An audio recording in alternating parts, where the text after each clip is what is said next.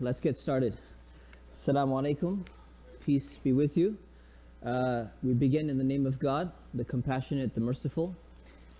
This program that we have today is called Coffee and Conversation.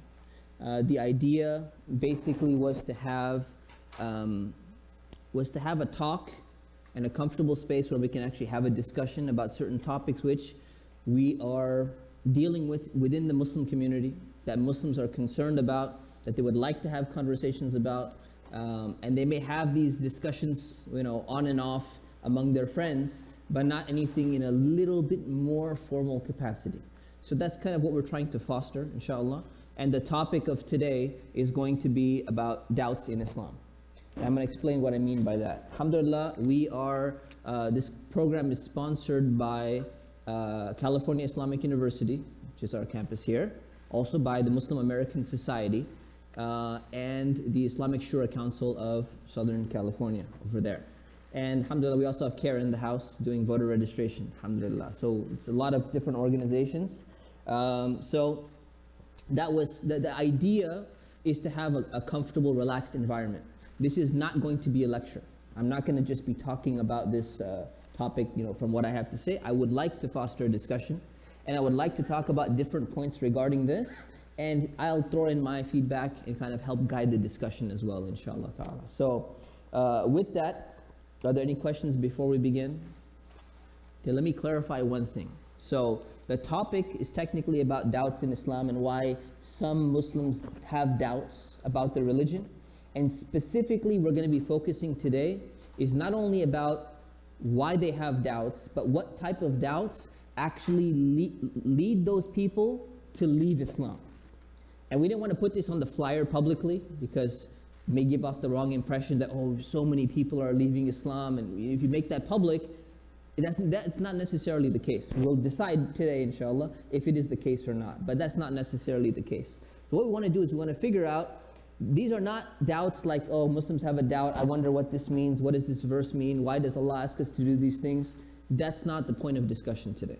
The second thing is, this discussion is not about giving answers to all these doubts. How do you explain to a non-Muslim why hijab is there? How do you explain the verse about the seas not combining together or the sun being stationary or something like that? That's not the purpose behind this session here. This session is specifically designed to have a talk about why some Muslims have doubts and they internalize those doubts to such an extent that it causes them to leave Islam. And we want to look at the phenomenon of why they would leave Islam. Meaning, why at one point in time were they defining themselves as being Muslim, and then later on you talk to them and now they are not defining themselves as Muslim anymore.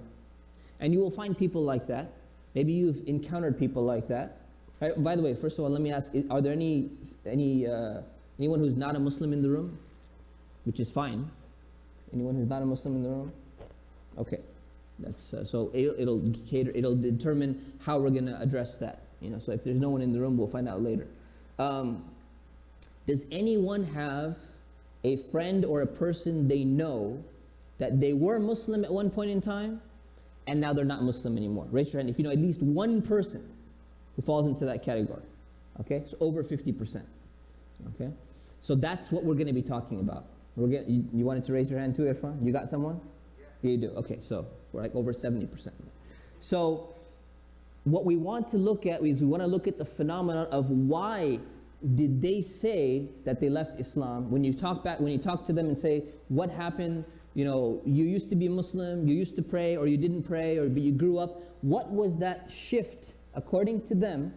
What was that shift that caused you to go from being a Muslim but having doubts to actually leaving Islam and making that step and taking that step over and saying, I don't want to be defined as a Muslim anymore? So we want to look at that. We want to try to figure out a little bit in our small conversation here, how widespread is this phenomenon?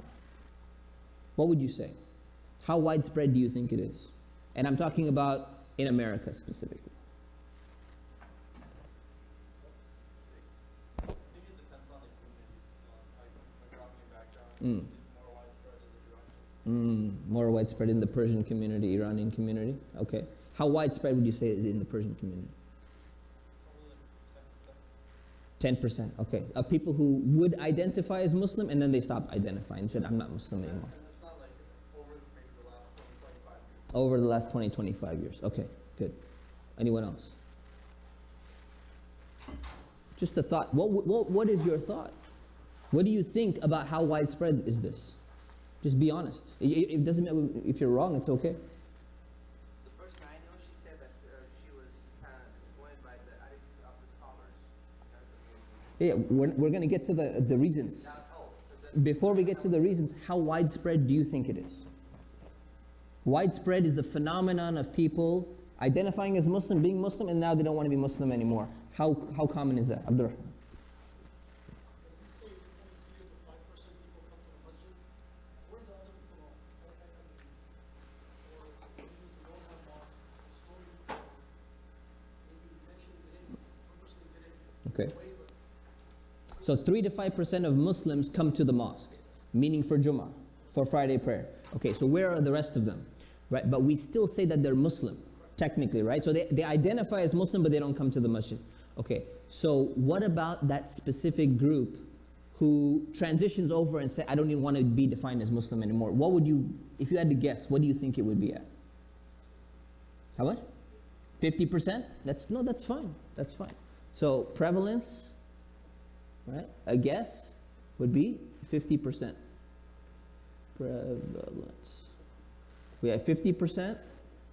We have 10% in the Iranian community. If that's 50%, then I would jump the Iranian number up. You know, that's just sorry, man. That's just my experience. You know, anyone else? Yes.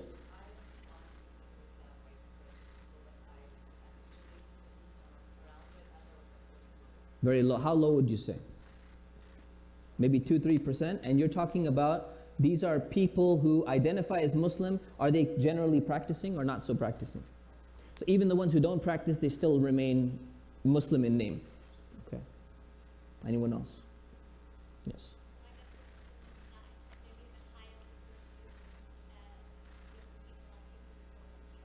Mm.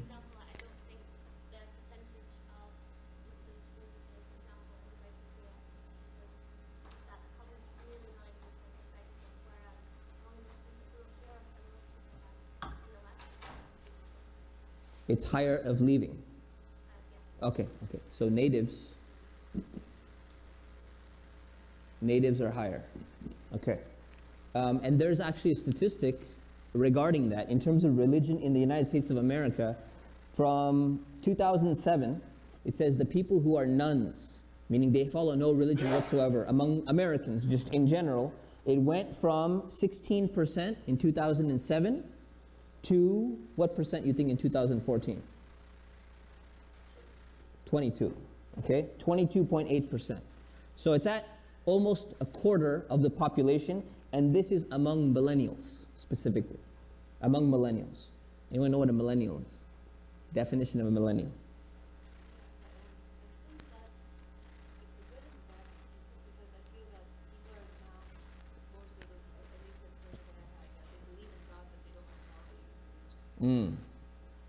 So you're saying maybe they still believe in God, but they don't want to follow religion, so they say none, no religion. Okay. Was that what that will affect Muslims though as well, right? So yeah, so. That was one of the other questions that No. people, there's a lot of people if they fall into this category or not, they will still somehow administratively identify themselves as Muslim, not necessarily follow any practices or align with practices of Islam. Good, so we're going to talk about that. So the question is, why do they identify themselves as Muslim? What is the reason for that? Just because they were born into the family, and but why do they choose to continue to identify that way? I guess sometimes they would say, like, if I have to put a religion, it would be Islam. Okay.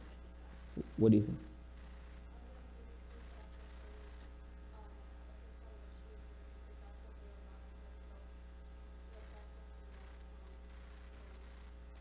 Okay.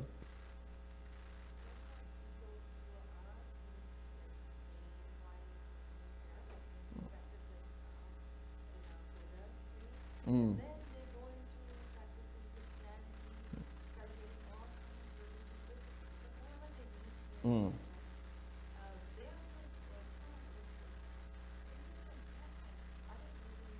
Mm. Mm. Right. Right. Right. Yeah, but they still consider themselves Muslim, right? So that's an interesting question. But what we're trying to what we're trying to focus on is what caused this doubt from transitioning where they stopped and they said, I don't want to be Muslim anymore. So that's what we're going to be talking about. Okay? Yes. Right. So we're getting into the reasons. We're going to get to that in just a few minutes. But so the prevalence is somewhere between 2% and 50%. So the thing is, we really don't know that. See, people have a perspective, right? They have an understanding. Like what Abdurrahman said, if 3 to 5% of the entire Muslim community actually goes for Jummah to a masjid, and the vast majority, over 90%, doesn't, then how are you going to be able to figure out what percentage are actually leaving? Because these are probably people who stopped going to the masjid for a while. They became part of that 90% or 95%, and then from there they switched over. So it's very hard to make that determination. What are you saying, Omar?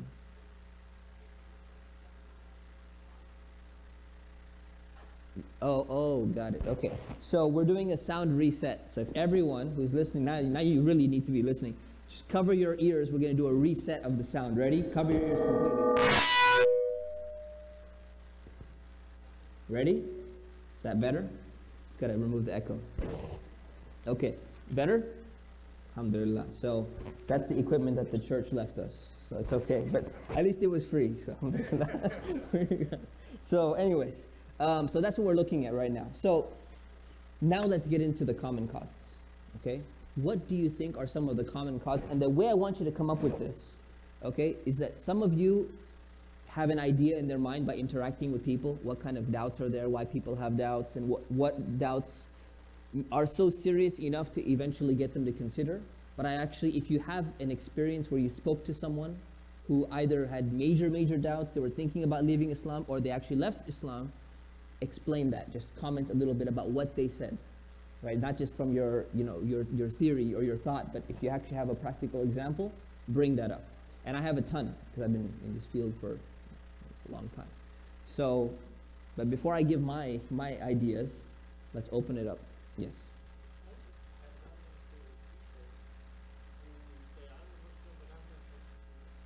Okay.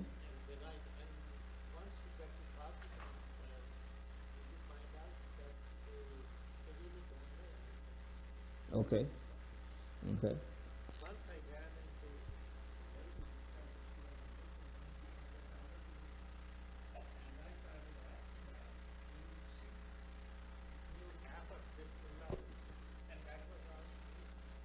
Okay. She knew half of Bismillah.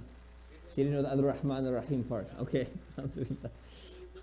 So not likely she had another deeper knowledge. Oh, okay. Okay. So not really knowing the religion very much. Okay. So that's a good example. So knowing half of the Basmala. Okay. What else? What else? Yes.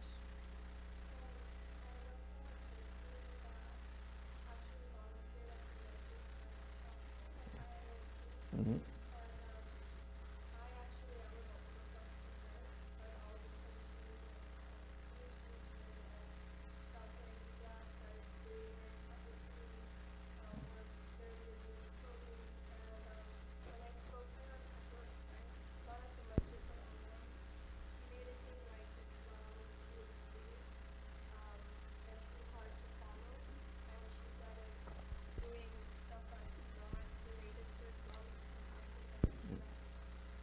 Okay, she said Islam is extreme and it's hard. Okay. And what was the last thing you said? The last part? Okay. She just wants to be happy. Okay, okay. So it's hard versus fun and being happy. That's it. So she did not mention anything else to you. She didn't say, I was reading this verse in the Quran, it didn't make sense to me, or did she mention some of that? Okay.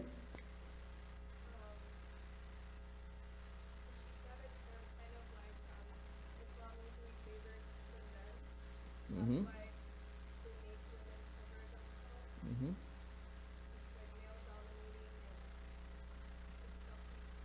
Okay.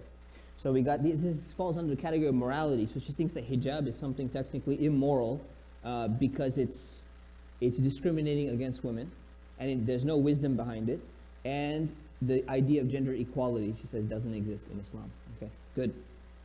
I wanted to add a point to that. You mentioned that this is a volunteer life. Yes. So volunteering a lot of mentally feels that there's a lot of interaction with board members. Mm. So maybe it's from people within the masjid who kind of just give you the wrong kind of vibe. Mm. And if you feel like that's your representation of Islam. Mm. So maybe this is your theory, basically. This is your theory, right? Okay. Have you come across someone who specifically said that? That these people, these people at the masjid, they just behave this way and I just can't stand it, and yeah? So give us some detail. What did they say? So it wasn't specifically directly from them. It was from another person who knows that person. Okay. And they gave off these because I actually know that that's what she's talking about. Okay. And so one of the reasons So the board members that run the masjid were doing what exactly? they didn't go into specifics, but it felt like maybe it wasn't that they didn't care, they didn't care so much about the method that they were trying to Okay, so how did that result in a doubt which eventually caused the person to leave Islam? You're not sure? Okay, so you got we're going to come back to this point because it's a prevalent point. Okay? Yes.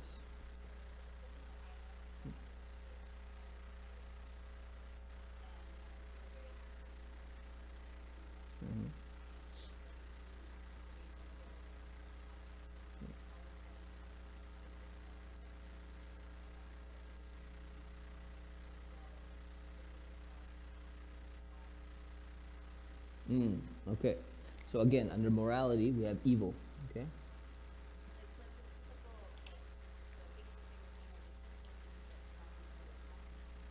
Okay. Okay. So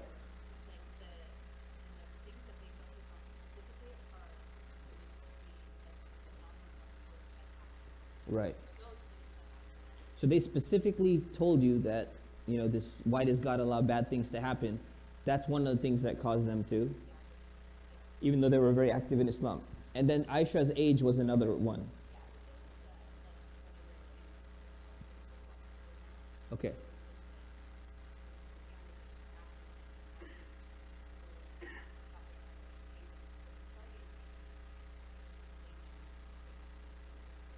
Mm. Okay. So you said this person was very active, very vocal on campus. So do you think, or do you know, if they had thought about these two issues while they were active? Like, did they know what Islam says about the age of Aisha while they were being active, or they didn't know that and all of a sudden they just discovered it? You don't know, okay. If you had to hazard a guess.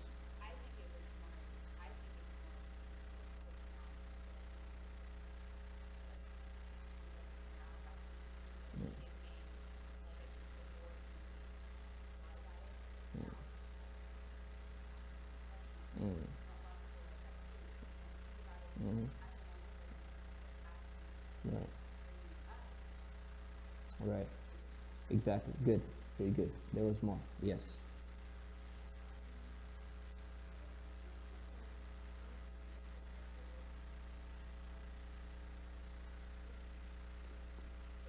There's a person you know that wanted to be accepted, okay, by the society around them.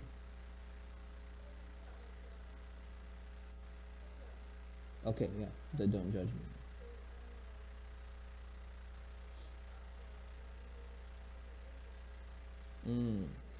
Okay.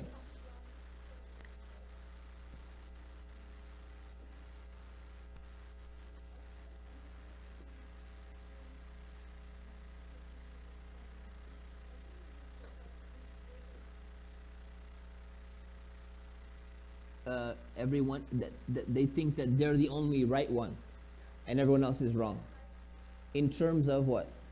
In terms of that's what the Muslims were saying, in terms of the way they behave, or that's what Islam is saying is a religion that is the only right religion? Which one? Okay, so I'll put that under.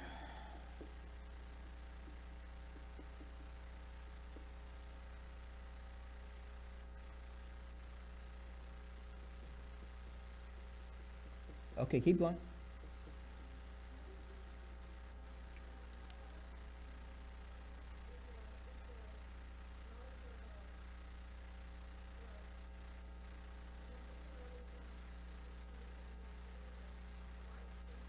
Mm. Okay. So decree. The idea of qadr and decree. Okay, good. Who else? You spoke already. I know some people that talk to me about how they always felt Islam is coming across as that all or nothing.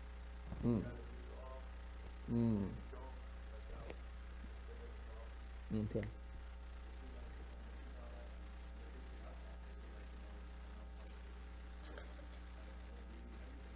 Mm. Okay, so yeah, like they want to certain things that they don't agree with, they want to be able to disagree with that and accept the parts that make sense to them. The all or nothing mentality. Okay, good. You went already. Umar. Yeah, I think a lot of, at least with young people, the main reason why people find, it's not about that factor, Mm. but they'll purposely feel isolated from the religion out of a social problem that exists within the Muslim community. So like if they don't feel appreciated when they're volunteering, and they don't feel like they're people that they, that is whatever it is, eventually they feel like, okay, there's no place for me here, and then they'll look and they'll compare to us in like a church. Okay, I just went and saw Christmas lights and like all these people at the church and they looked like they were so fun and they were so welcoming and that just, and then it gets under their skin. Depends on the church you go to. But yeah. But that's their perception. Right. I'm Right. not saying that's, Not, yeah, right. that's their Right. perception. Yeah. They're like, you know what, and then it's slow. It's not something overnight, right? Right. So like maybe the thing with Aisha bothered them a little bit, but it really bothered them when their like respected colleagues challenged her, Mm. whatever it is. And it's, Challenge him on the same issue. and it's a social pressure thing more than like, you don't, to them it may not really bother them that much, but Mm. they don't want to do it. Mm. Okay. Good. Jamil.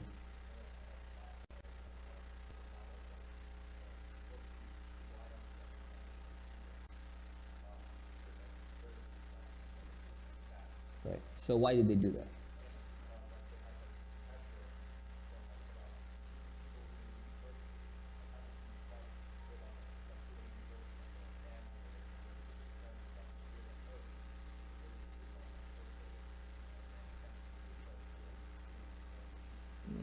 Mm, mm.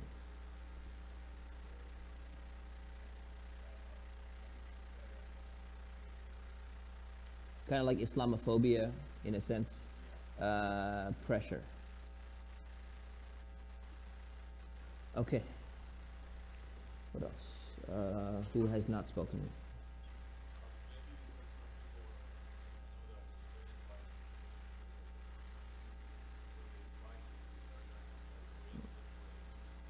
Mm.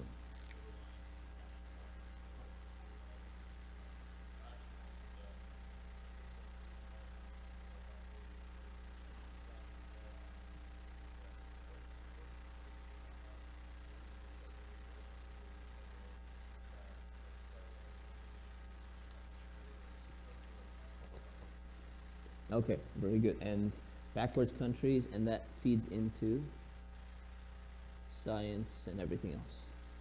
Okay. Yes.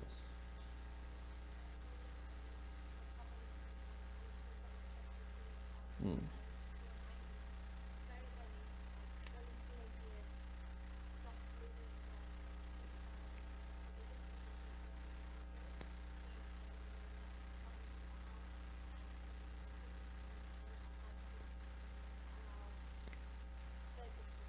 Mm. Mm.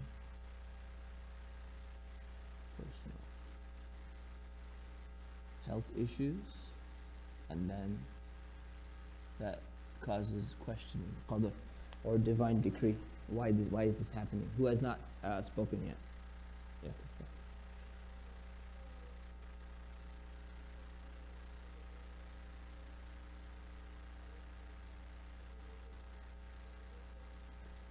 Everything on the whole board? Okay. Mm. Mm.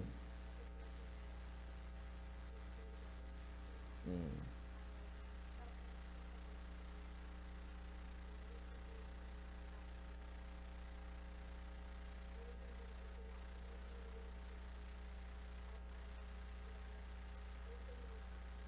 So it's all these. So if you had to classify which one was the strongest, was it the sense of acceptance or lack of acceptance? Mm.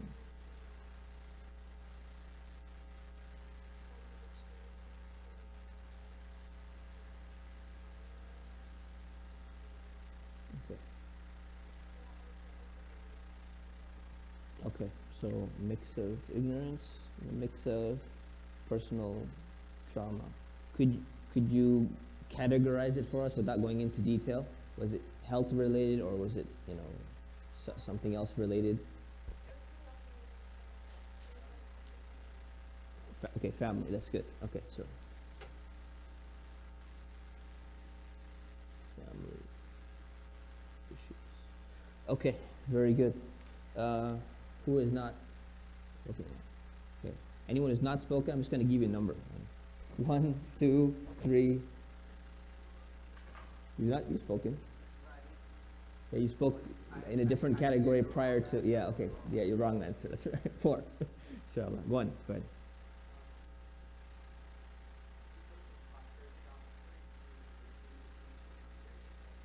Mm.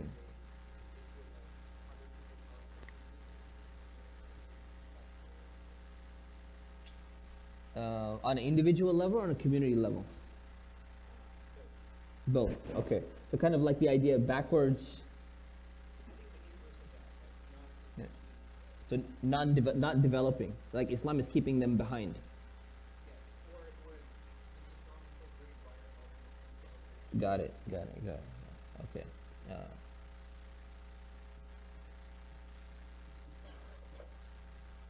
Prosperity. Okay. Number 2.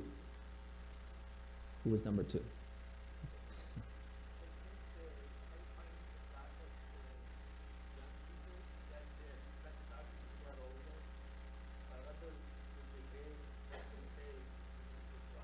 Mm.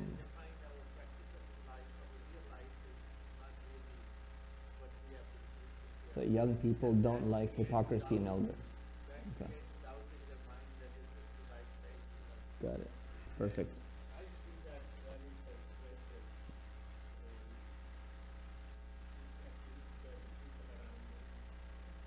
Right.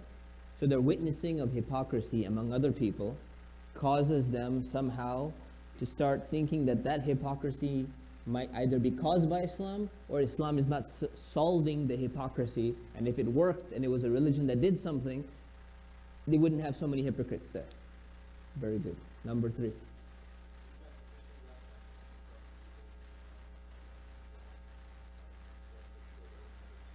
Okay, good. I was looking for that one. So, morality.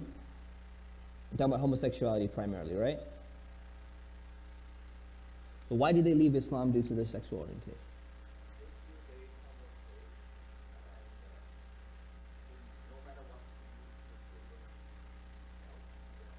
Mm-hmm. Okay. Did they have an issue with Islam's stance on homosexuality?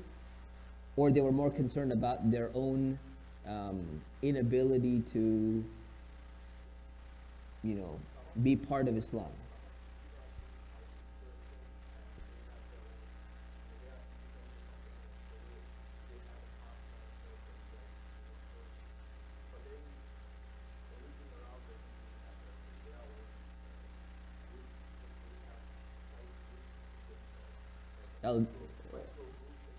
Gay groups, meaning. Okay.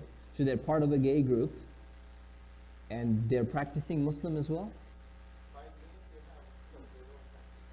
Were they practicing prior to coming out? Okay, okay. So you've talked to them? So what is their exact explanation about why they left Islam? Mm.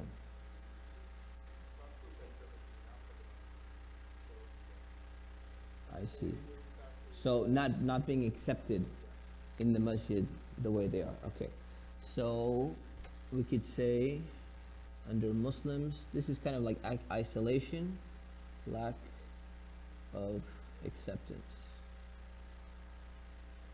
And this is also similar to the must accept all or nothing.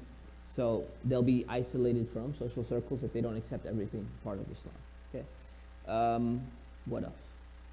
What else? Yes. Okay.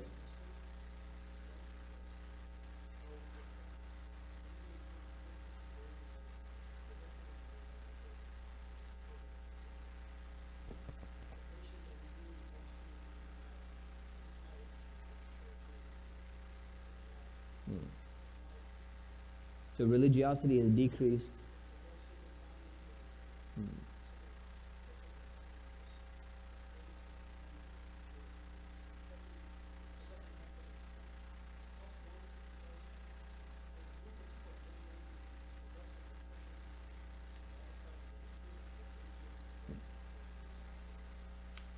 Mhm. Hmm. So we got media. We got, what was your second? Well, how do you categorize your second one?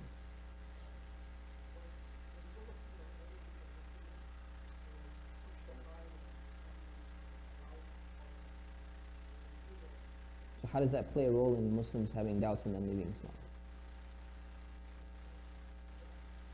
I'll take that one out. It's a good observation. We'll take it out. Okay. Okay. So the media attacks. Okay.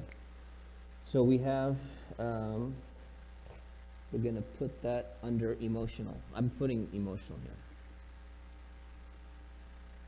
here. Media. We had that kind of mixed with this. Okay. And you mentioned the third one? Okay. What about interfaith marriage?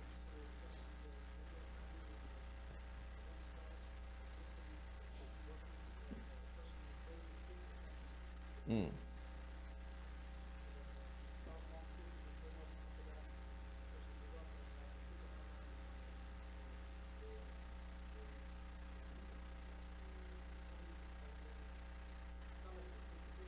Meaning they're not learning Islam from their parents because of interfaith marriages. There's no Islam in the household. Okay. So ignorance, and one of the causes of ignorance could be interfaith marriage. What did you say? Vultures? Poor choice. Oh, poor choice. Okay. Yeah, it's better than vultures. Okay, so alhamdulillah, interfaith marriage. And there are other people who just may be very secular and they define themselves as Muslims and they don't teach anything to their children. Right? So there's that's very common as well. So it's not just the marriage, but yeah, you could say parents actually is better rather than interfaith marriage. Say parents. Okay. Yes. You've not spoken? Go ahead.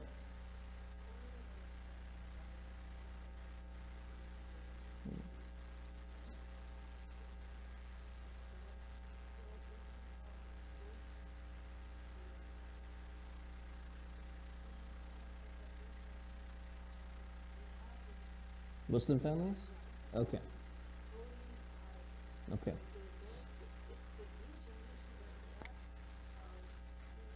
Okay.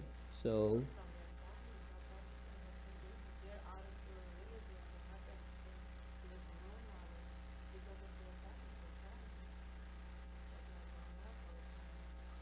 okay. So culture with no practicing friends. Okay. Do you have a specific case where someone left Islam because of that?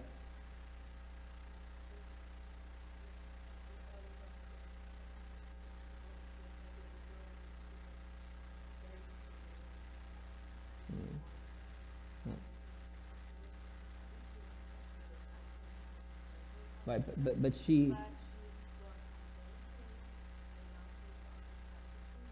you think because of her friends, they were not practicing. Okay, okay.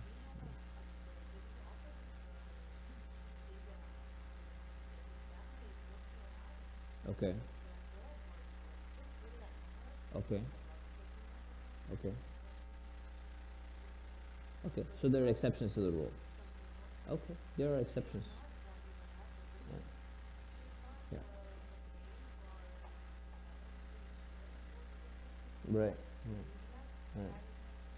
Right. So yeah. So that's true. So the thing is, but we don't know exactly what happened there, right? So what we're trying to do specifically is we're trying to find out the things that we do know what happened, categorize them, and everyone has their own independent experience, right?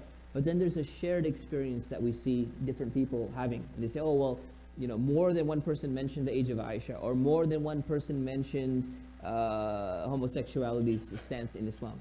So when we take those things, we can classify them into category and say, hey, this affected a lot of people. We should put some more emphasis in, one, researching this, coming up with a good answer, and disseminating that answer throughout the community. That's what we're trying to do here. That's the reason for mapping this out.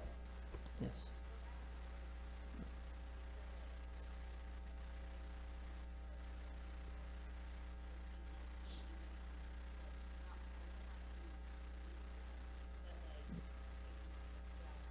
Mm.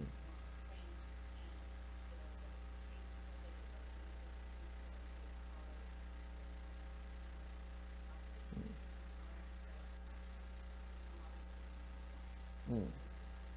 Mm. That's because of that they think it's because of Islam. Right.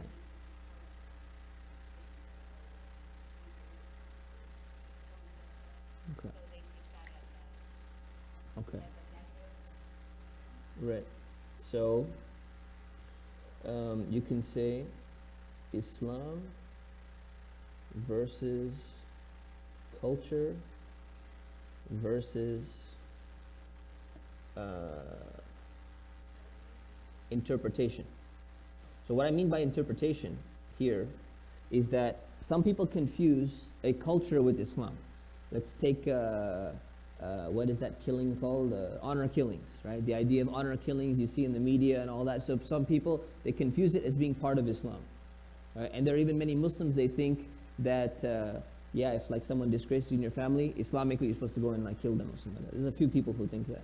The idea of, anyone heard of muhallil, marriage? I'll clarify. When someone gets divorced from their husband at 3 times and they want to get remarried, they go and they find this guy and they marry this other guy and they sleep with him and then they can go back to their husband. Anyone heard of this before? Now everyone knows. Okay, so that idea is a culture, right? That's not, you're not really allowed to do that in Islam. It's haram in Islam. All right, so the idea of thinking, yeah, you know what, Islamically, this is what I'm supposed to do in order to get back with my previous husband. So this idea of Islam versus culture. But there's the aspect you're talking about now is the idea of an interpretation of a scholar and thinking that this interpretation must be exactly what Islam is saying. And the scholar may be wrong, right? Yeah.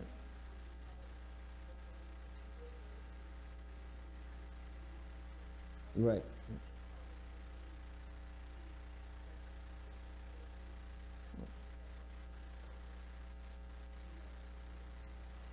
Right.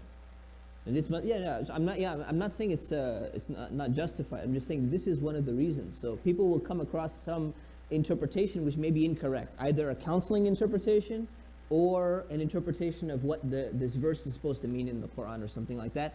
And then the scholar may have gotten it wrong, or there may be more than one interpretation. And for them, all of a sudden, they just can't reconcile that. Like for example, Imam Shafi'i, right? Imam Shafi'i says, this is his opinion, one of the 4 madhabs. He says, if you touch a woman, your wudu breaks. You touch your wife, your wudu breaks. Now, I've never heard of anyone leaving Islam because of that. But let's say someone says, I just cannot reconcile this. This makes no sense to me at all. And that causes a doubt and causes them to leave. The issue is, that was Imam Shafi'i's interpretation. All the other scholars said, no, that doesn't happen. That's not the case. So that could be an issue of Islam versus interpretation of a scholar. So I was just putting it in the same category. But it's good you brought that up. Let me see. Mhm.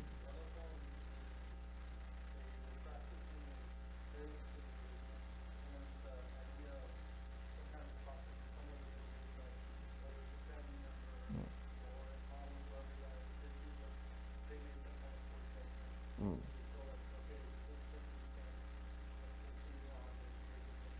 Mm. Mm.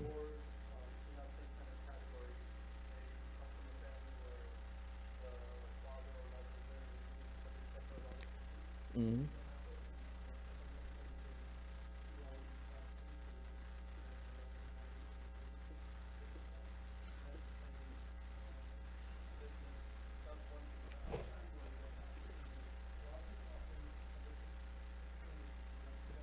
Mm.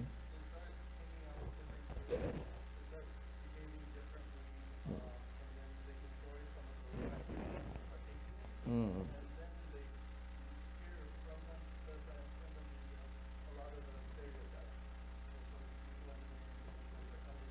Mm.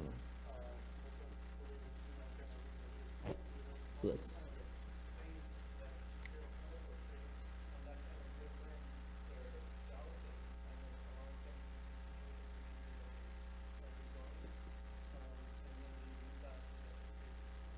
Okay, very good. So, influence of friends, we got the idea of beating women, female genital mutilation, and you were talking primarily about influence of friends, and you also talked about um, kind of like were these people just wanting to just have fun, basically? Is that's why they're hanging out? So the idea of um, where would we put this? We could put this under. Wait, where do we write Islam is not fun or something like that? It's down somewhere, right? Under extreme? It's on the board. Am I not writing big enough? Here? There we okay, perfect. So it's hard versus yeah. Want to have fun. Okay. So that's it's same category. Okay, good. So that's not a category actually. Islam is extreme, so it's just difficult. Okay. We'll put that as category. Good. Nino. Not a question, but clarification. Clarification. Question that is, leaving Islam as a base higher. Mm-hmm. So I'm being a little bit, I need just clarification. Leaving Islam completely or not practicing for a while? Leaving Islam completely. Yeah. So the introduction, I said that we put on the flyer one thing, because we didn't want to put on the flyer that we're actually going to focus on people who left Islam entirely. So people who, if you ask them, are you Muslim? They'll say no. You asked them 2 years ago, are you Muslim? They said yes. What caused them to switch over? And what do we know about them based upon either what we think, with a good reason, or what they actually told us specifically? Okay. Yes.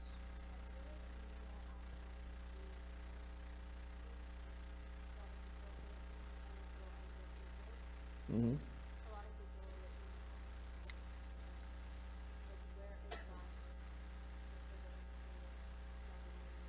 Mm-hmm.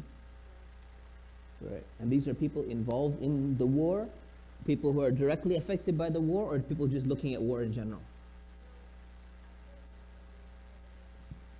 Mm. Okay. Do you see this happening, or have you noticed this happening in war zones more than in peaceful areas?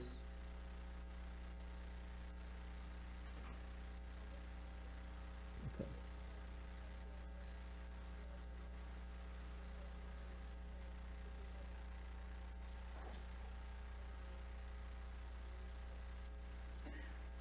Okay. So that's your thought process, that maybe someone who goes through war, because they've been a victim of war, they look at the idea of saying, well, look at all this evil that happened, what's the purpose behind it? That could be the reason.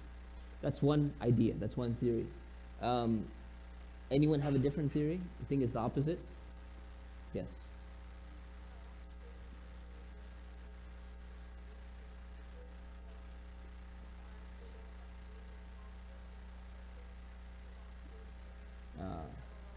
right? So they have nothing else to rely on except their faith, so it kind of comes back to them, so it'll wake them up, right? So I guess it depends, right? But I have noticed that as well. I've noticed a lot of people in war zones, they actually start becoming more practicing after that war. For example, I visited Bosnia. If you talk to the people of Bosnia, the Muslims of Bosnia, before the war and after the war, they all became more religious after the war. Because they were being targeted for being Muslim, and then they realized, hey, what are we doing? You know, we got to take this religion seriously or not. So that depends on people as well. And you find that there's a statement that philosophy does not prosper in a state of war. Okay, so what does that mean? The idea of thinking through detailed issues and like reasoning things out, and going through and saying, well, will this wudu break my, will the touching break my wudu, or why? What does air consist of? You start thinking about, well, why do we breathe in and all of that stuff? This doesn't prosper during wartime because you're focusing on the war. So what happens? There's no time for that.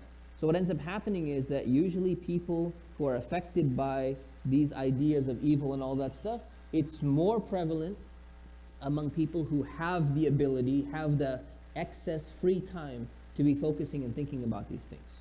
That's a statement. That's a well-known statement. But okay, we'll break in a few minutes for prayer. Just take one more. One more. Anyone? Last comment before we break.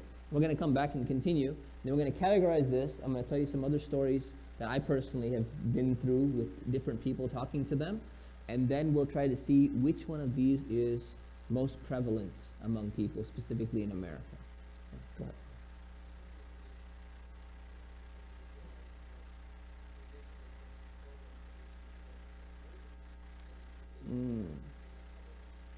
Okay, so that kind of comes into, you think we can put it under qadr, or we could put it under evil?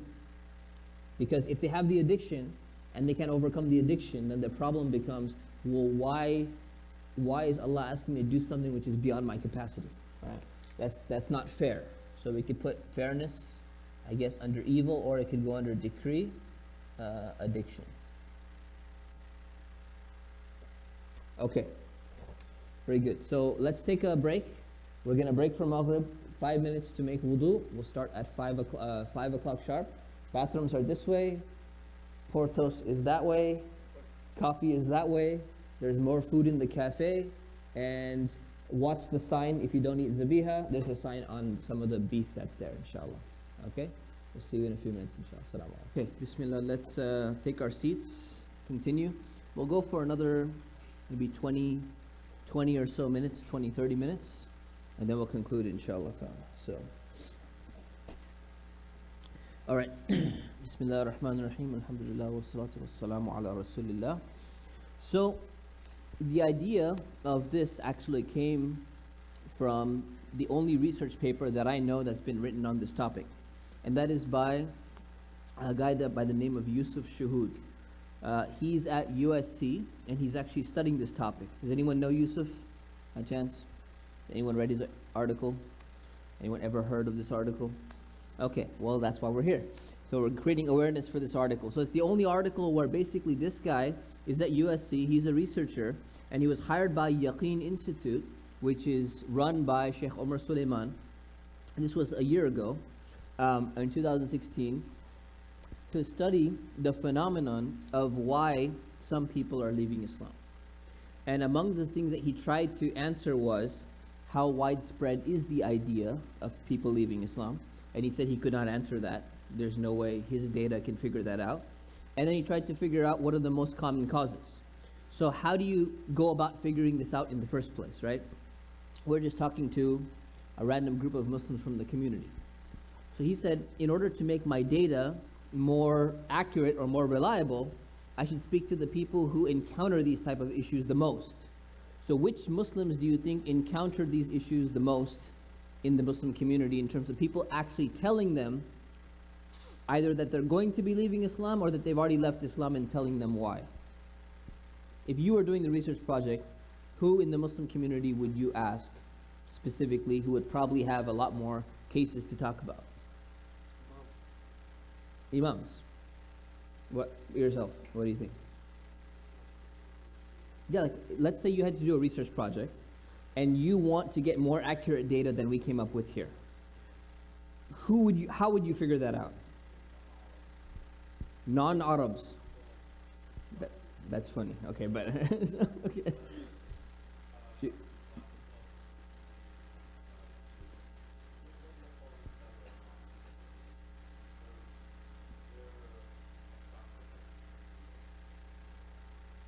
How would you reach out to ex-Muslims?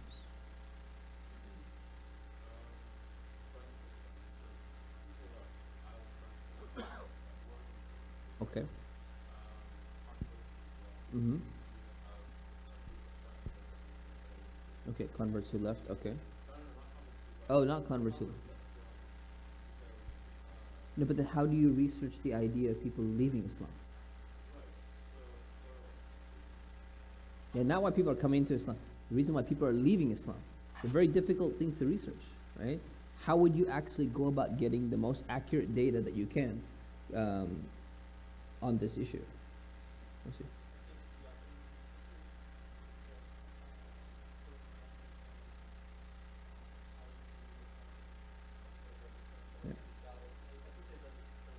So that's what we just mentioned. So yeah, you were outside probably.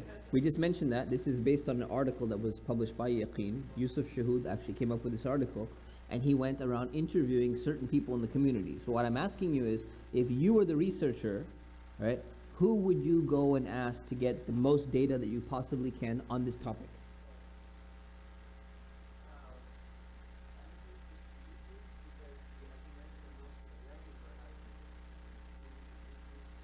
So you'd go to a masjid and you'd ask the youth group, what would you ask them?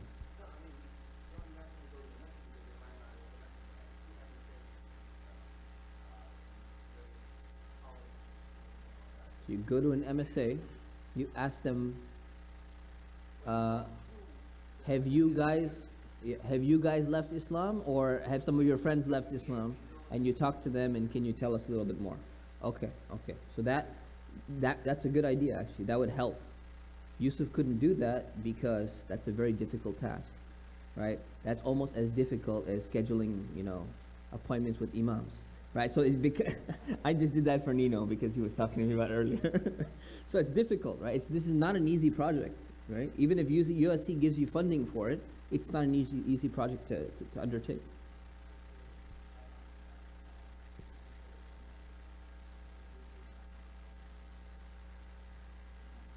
Right.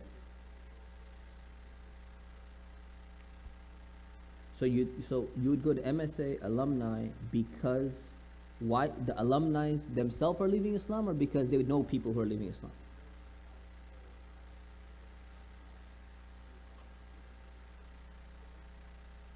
Because they have friends that do that. Okay. MSA alumni network or MSA. Okay. So that's good. That's a good point. You have something different. Anonymous online forums. Okay, good.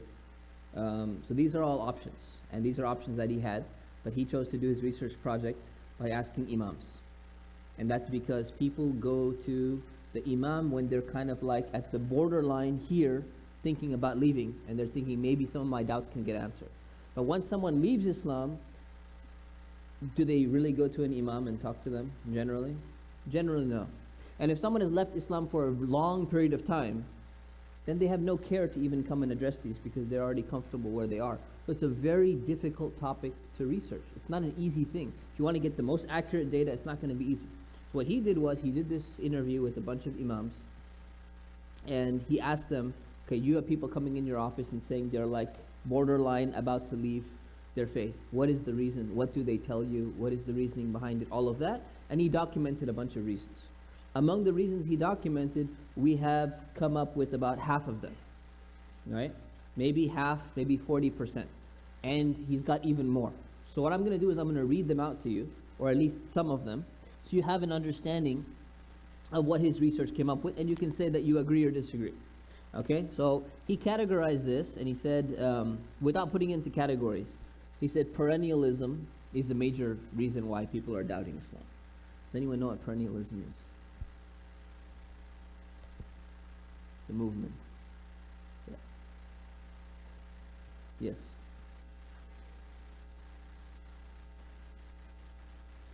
The idea that all paths lead to God, all religions are true at the same time. Doesn't matter which path you take. Okay, so that idea of like, all religions are just basically doing the same thing, they're all right at the same time. Who's heard this before? You heard this, you've not heard the term perennialism, but you've heard this idea, right, before. Right? So this is one of the common strands that he came across. And I can just tell you from my own experience, I've come across this a lot. The theory of evolution is another thing which caused a lot of doubts in people in terms of how the theory of evolution is processed in Islam and how it either fits in with Islam or doesn't fit in with Islam. The idea of scientism. Okay, scientism is basically a few things, like believing that science is right on everything and that Islam is wrong on certain scientific things, or also the idea of stagnation in the Muslim world when it comes to science. Right, so we already got that one there. Things which people claim are unscientific in the Quran, like that the sun is stationary and it's not moving or something like that. Has anyone come across that argument before? I know it doesn't say that, but they're claiming that it says that, right? So the idea, that idea, anyone, few people come across that? Maybe, okay. New atheists, basically. So Richard Dawkins, Sam Harris, all these guys coming out with their typical arguments. Their arguments are existence of God, where's the proof? Their idea of evil and suffering is one of the biggest ones. Then you have criticism of the Quran in terms of its preservation. Small. Criticism of hadith. So for people who reject hadith and they say, well, we don't believe in any hadith anymore, we only accept the Quran, eventually that leads over to rejecting the Quran as well. They say, what's the point? Because you don't have much left in your religion anyways if you've rejected hadith. And then other philosophical critiques. And then the category of morality, which we talked about. So the morality of homosexuality.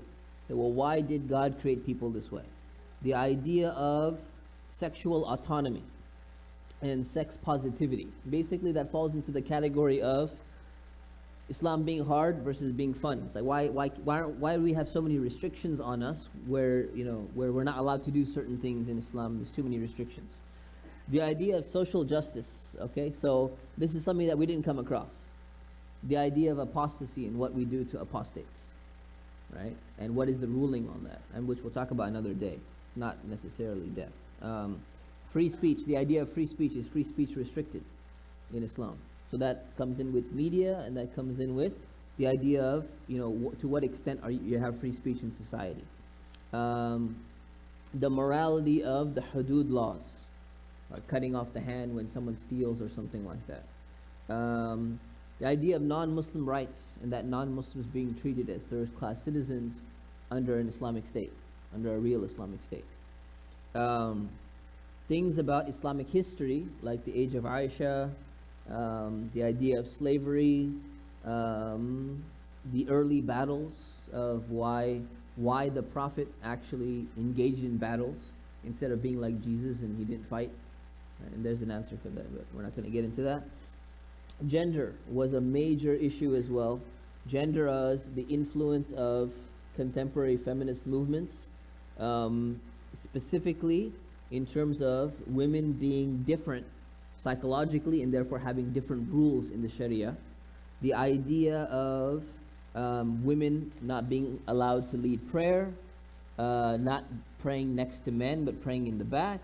About hijab, women covering more than men, we got that one. About the male scholarly tradition, that it seems to some people that the scholarly tradition is dominated by males, and therefore they interpret their own male chauvinism into their understanding of Islam, so that somehow affects things as well. And then you have transgender as well. So we talked about homosexuality. The T in LGBT is for transgender. The idea of someone feeling that they are a different gender, even though physically they are of a different gender. Then the topic of trauma. So we talked about different type of trauma. There's personal trauma. There's acute trauma, like someone died in the family, and they say, how do you reconcile that with the qadr of Allah, the decree of Allah? And then you have prolonged trauma, family abuse, which we got, depression, We talked about isolation, so we got that one. Loneliness, isolation, we got that.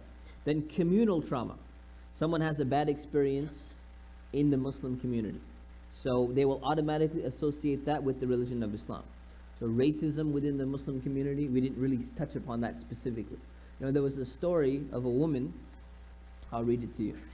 One woman reported that she came to an imam and she says, look, where is she? Oh yeah. So one man, he was a Muslim for 10 years. And he says, you know, I used to say that, you know, all these Muslims are, he was a black man. He says, I used to say that, you know, all these people around me, they're all racist. But Allah and His Messenger, they're true. You know, they came with the real Islam. The problem is with Muslims. And then he said, after so many years of dealing with racism in the Muslim community, and with racism about, you know, I'm not allowed to marry the daughter of anyone because unless they, you know, the Arabs won't allow me to marry, the Desis won't allow me to marry because I'm black, and things like, and so many other things. After years, he finally said, you know what? I said, maybe Islam cannot change these people because it's not transformative in nature. And you have to understand, for an African American, for a black American, a religion being transformative in nature to be able to correct the societal ills and individual on an individual level is extremely important given the history of black Americans in society.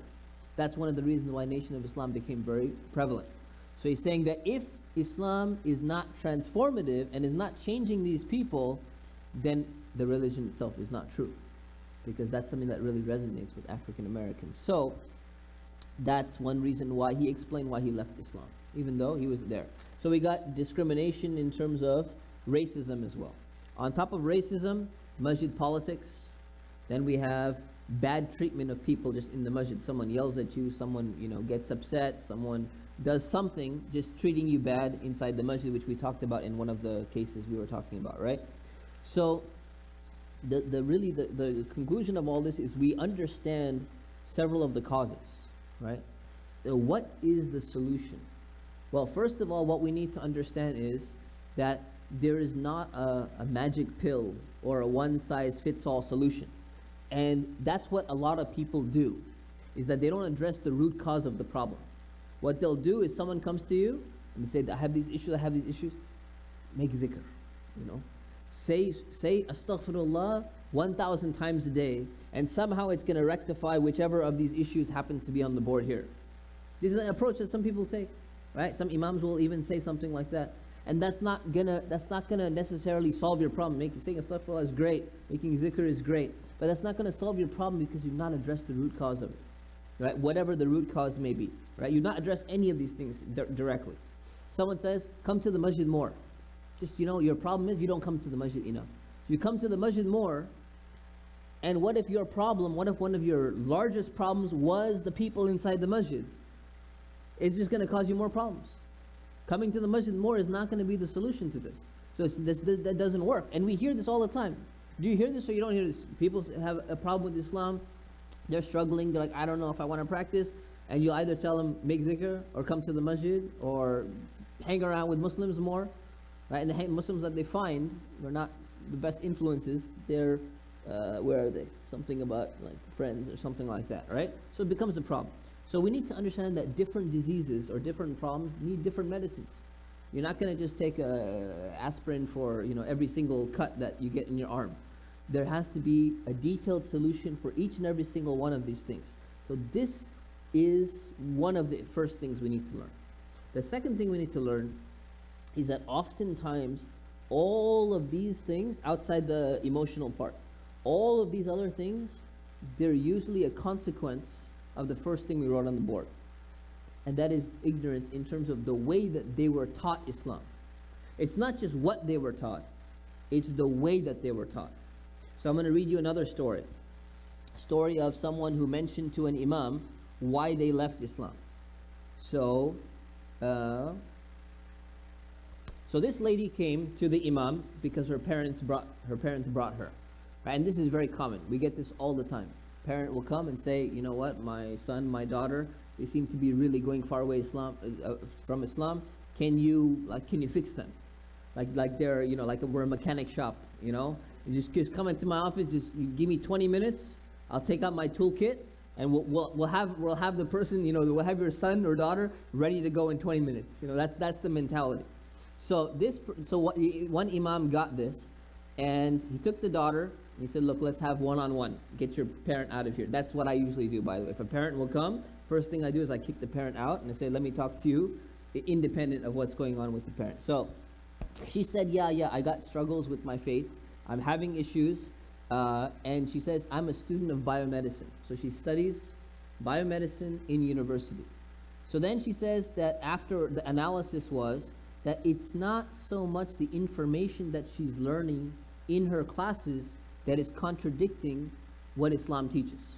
That's not really the issue when she got down to it. She says really the issue is the way that she's getting her scientific training is completely different from the way that she got her religious training.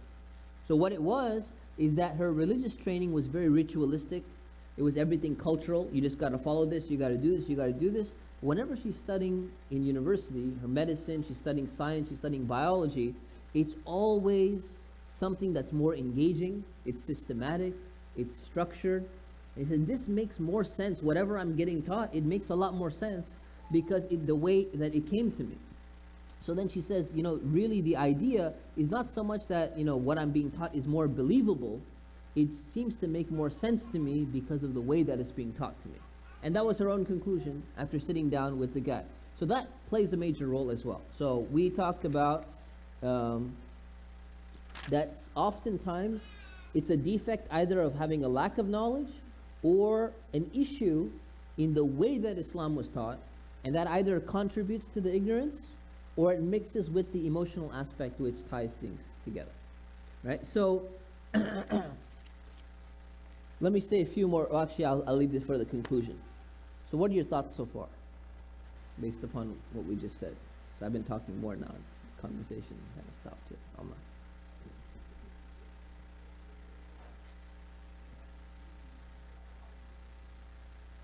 Right.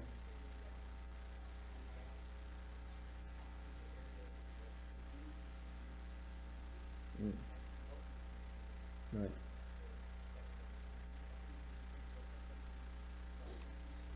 Right. Right. Right. Very good.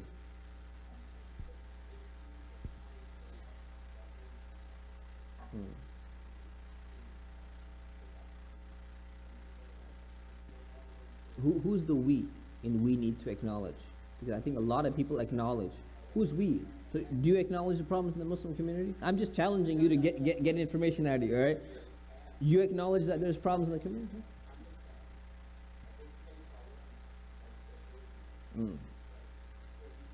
Do you acknowledge that there's racism in the community? Okay. Who acknowledges that there's racism in the community? Okay. So who's we? You're saying we need to acknowledge. We all acknowledge it.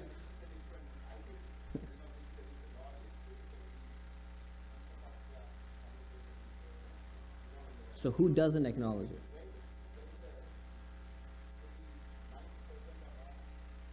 You think don't acknowledge that there's racism in the community?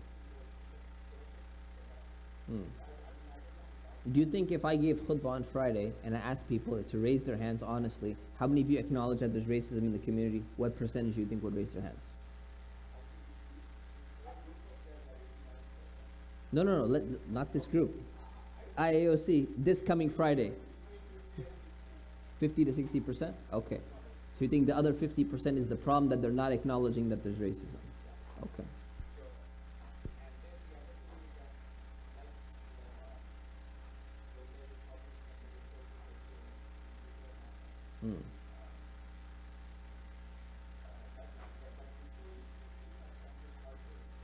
Okay.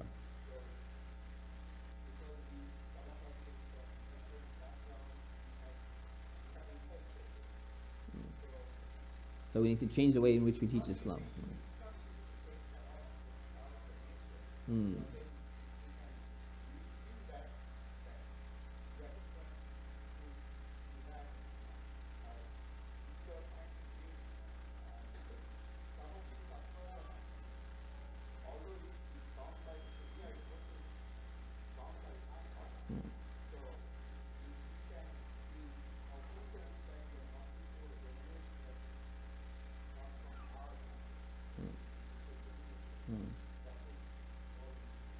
Okay. I think we need to encourage, if you have a vehicle that teaches Islam, Mm. that really should be taught, Mm. with the right Mm.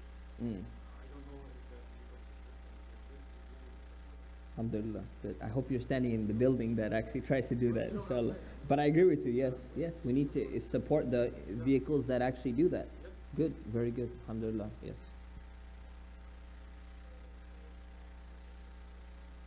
Mm.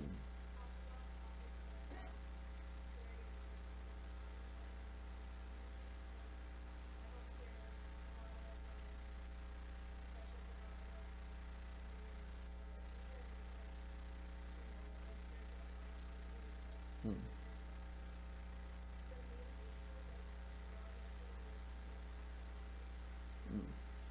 Mm. Okay. You didn't see either of the 5 flyers from my talk on Islam and homosexuality? Okay, okay. In general, across the board, yeah. Right. Mhm. Right. Yeah, they didn't allow me to do it in Dallas. So, yes. Alhamdulillah. Okay, good, good, good. So to have more open discussions and talking about certain topics like this, okay? Anyone else? Yeah.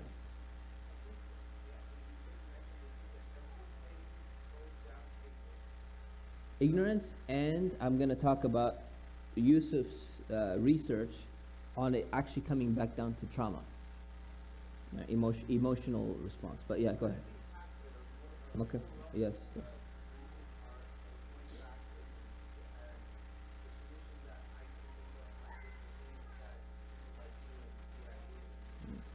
Okay. Yeah. Jamil.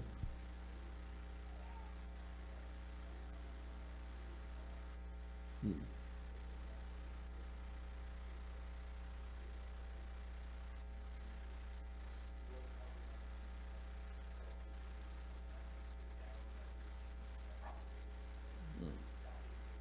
Mm. Right. So you're not going to be able to rectify all the problems within the community. So you have to kind of, what's the right word? Immunize a person from not allowing a bad treatment to affect them to such a level where whatever questions they may have start channeling into doubts because of the emotional experience that they've had.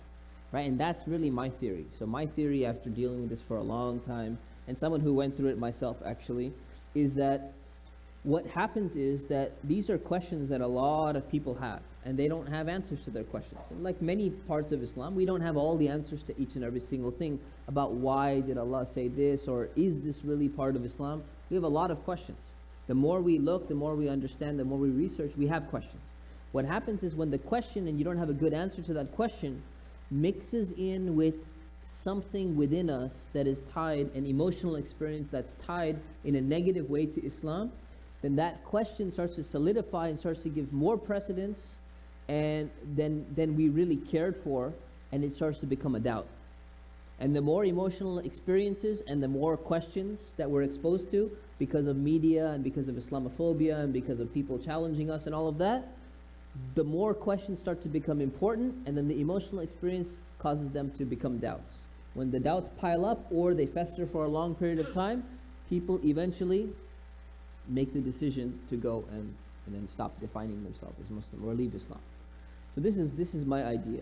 So to conclude, the prevalence is very, very difficult to determine. I don't think we're going to be able to determine that. In terms of the categories that we've came up with, these things are very common. A lot of these answers are there. A lot of people have responses. One, coming up with convincing answers is the part of it. 2, is the community being open enough to actually discuss it is a part of it. 3, is once you have it, how do you disseminate that to the community? How do you target the 95% of people who don't ever come to the masjid? How would you ever get this information out to them? It's going to be very difficult to do, right? And the last thing I want to say is that from my own experience, one of the challenges of this entire exercise is that when somebody comes to you and tells you that they have a doubt and you don't know how to question that individual and kind of get to the bottom of it, you will mistakenly think that this is their issue, but this is not really their issue. Their issue is with something completely different. To give you an example of one of the imams in the study, a guy came into his office and said, I have a doubt about qadr of Allah. Why does Allah decree these things, and evil? Why do these bad things happen? He says, I can't understand it. And he tried to explain it intellectually. And after probing and asking and everything, found out that just yesterday his brother died. So because his brother died, an emotional experience here, now this became a doubt, which was maybe a question or how to process it, but it changed from being a question about, well, why does that happen, to being something that's really bothering him to such an extent that he's thinking about leaving Islam. So what happens is that sometimes people if you have a friend that comes to you and tells you, look, I have a doubt about such and such thing, or I have a question, I don't even know if I want to be Muslim anymore. If they tell you, well, my issue is this or that or that or that, that may not be the underlying issue. The underlying issue is something completely different. And if you don't know how to question them correctly and kind of guide them towards what is their real issue, then you're going to sit there and you're going to try to address all of these other things, and you're not going to get anywhere, because that's not the real issue. And I can tell you from 15 years of experience doing this, this is the case with the majority of people. Which is why, in my opinion, is this research is amazing. But since the list of imams that were interviewed is not publicly released, if you interviewed a young imam who has very little experience, or someone who doesn't really research these things specifically, they're going to give you all the wrong reasons because they never asked the right questions to these people. So that's why it's very difficult to figure this out. But nonetheless, alhamdulillah, we have something, we have an understanding, we have an idea that we need to be more open about these things, that once we understand something, we need to inform other people about it, because in the end, whether we're able to target other people on these issues or not, we know for a fact that the media and people's friends and the social environment and the American culture is able to get them on all these issues. This is where they didn't get the issue from the masjid. They didn't get the issue because they opened up Sahih al-Bukhari and started reading from the beginning, and they got there and they're like, oh wow, I had no idea that was Aisha's age. Or, oh wow, I had no idea there's a hadith about qadr. That's not how it happened. It came from somewhere else, and that, wherever else it came from, they have a reach that is 1,000 times more than our reach. And I'm underestimating 1,000, way more than that. Right? So this is what we need to really think about. It's more, to solving this issue is not just about research, not just about talking, it's about being able to reach out to someone else. And also to give people a solid foundation, so it's not built on ignorance and the way in which they teach Islam. Okay? So alhamdulillah, hopefully this discussion has been beneficial for you. We have topics for our next discussion. This is not just a one-time session. The goal is to basically take a topic which doesn't get spoken about very much, like this one, and talk about it. Or something that maybe you wouldn't feel comfortable talking about, or the masjid may not feel comfortable talking about, or you wouldn't feel comfortable talking about it, or you just want a different environment or something like that. So I was thinking of a few topics, but I would like people's ideas. The topic that I was thinking of, one is, what would the ideal Islamic center look like? Right? People complain about masjid. Who's ever complained about a masjid? Who's complained about more than 25 masjids? Right? Be honest. Right? So what would an ideal Islamic center look like? And oftentimes when I talk to people who complain about masjids, I'm going to be honest, they complain about masjids, but they have no idea of how a masjid actually functions in the background.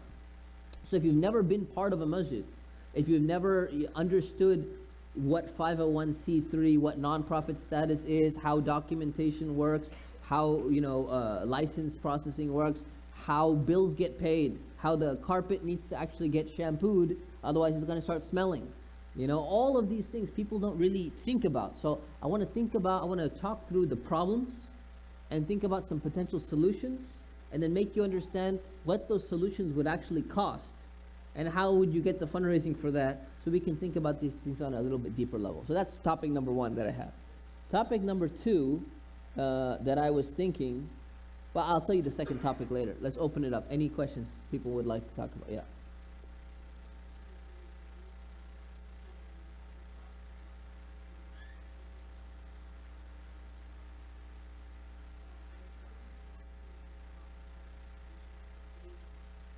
Hmm.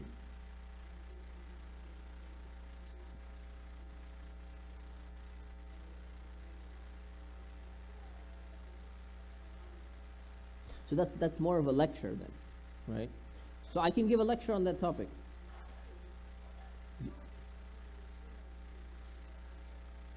Okay. Okay. Okay. That's true. We could do that, but these discussions are more to kind of talk through things than offer solutions specifically. That's kind of the idea of this specific thing. We should have a session on that. I agree.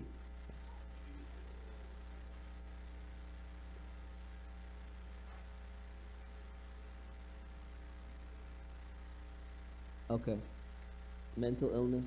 I think we have a few of those seminars in the community. But yeah, we're trying to do something that no one else is doing specifically, but that's fine. Yeah. I think there's a lot of seminars about domestic violence.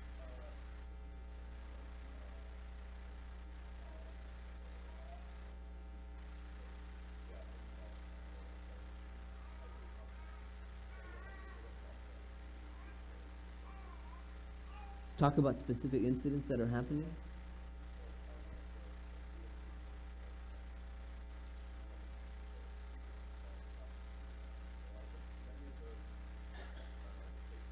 Hmm. Okay. Rape. I'm losing color. Incest. Okay. Jamil. Yeah, you can email these ideas to us, inshallah. So, same place you registered, just email us on that email address. Who else? How to do condolence.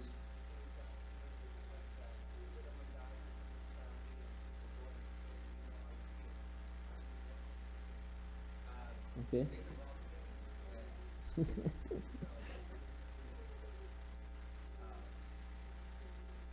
Anyone else? Divorce. Okay. The idea of divorce. Yeah. Okay. So more like divorce treatment.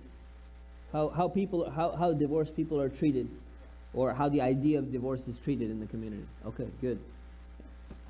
Impact of distant devices,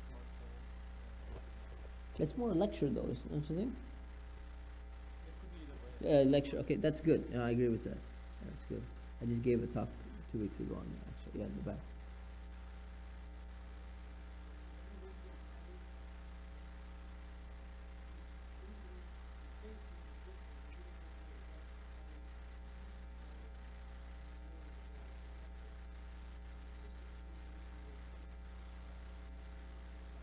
Mm.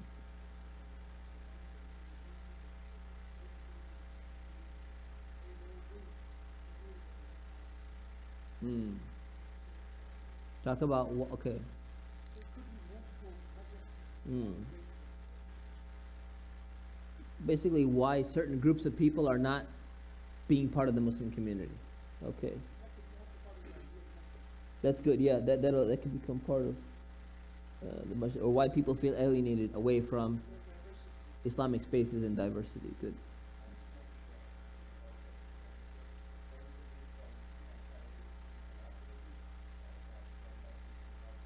Yeah. Yeah.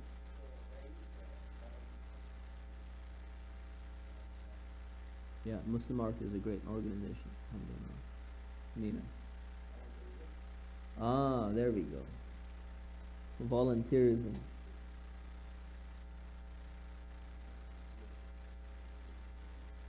I was looking for a topic like that. Good. Good.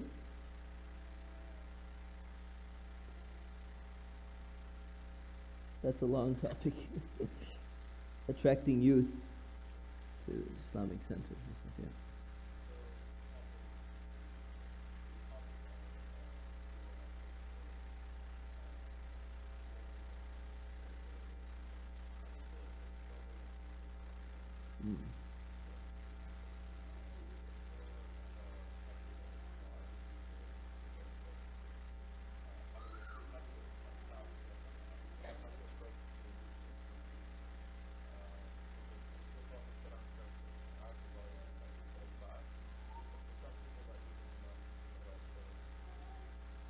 Right.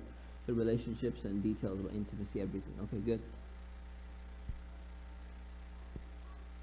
Understanding of qadr. Okay, so talking about qadr specifically and how it works.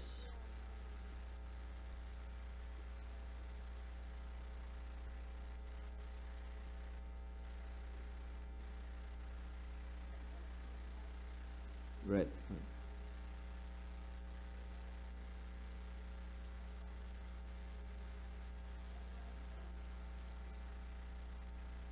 Okay, good.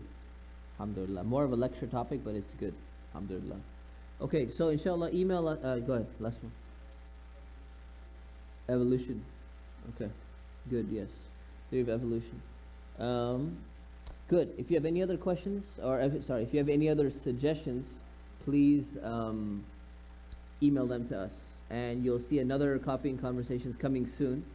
It might be here, or it might be down the street when the new Phil's Coffee opens up, if they have enough space for us, inshallah ta'ala. So, real quick, how many of you heard about this event through mass? Raise your hand. How many heard through Shura Council's email list? Shura Council. How many heard through CIU's Facebook or mailing list? I have it in my head. Yeah. CIU, listen. How many of you heard of some other random way? How'd you hear about it? Okay, anyone else? CIU's Facebook or my personal Facebook? My personal Facebook, okay, alhamdulillah. Oh, okay, so you're not on CIU's Facebook. Okay, I'll be on both. All right, inshallah. What was that? I didn't unfriend you. Unfriending imams, unfriending people. Alhamdulillah, inshallah. So hopefully this program has been beneficial. We wanted to end earlier, but inshallah this is good. Yeah, last suggestion?